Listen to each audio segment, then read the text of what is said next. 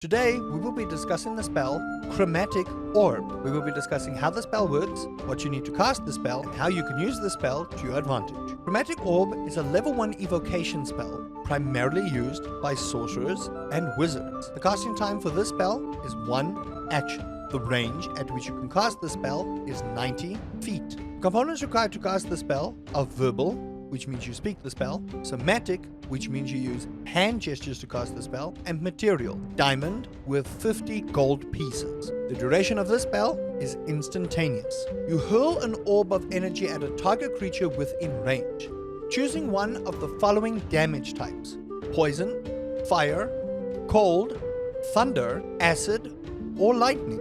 On hit, the target takes 3d8 of the type of damage that you have selected. If you roll the same number 2 or more times on your d8 damage roll, the orb then leaps to a different target you have chosen within 30 feet. You then roll an attack roll again for your next target.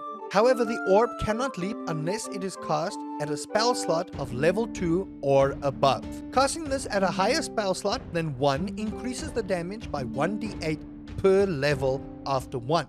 If you do, however, want the orb to bounce, you will need to cast it at level 2 or higher.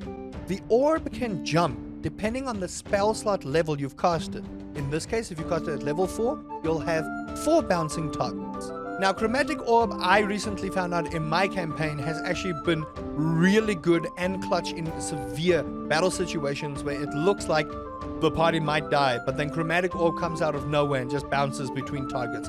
The Chromatic Orb is one of the most strongest spells and might be really good for you to invest buying some diamonds for yourself. Chromatic Orb is seriously strong and can help in a lot of battles. However, how would you use this to your advantage?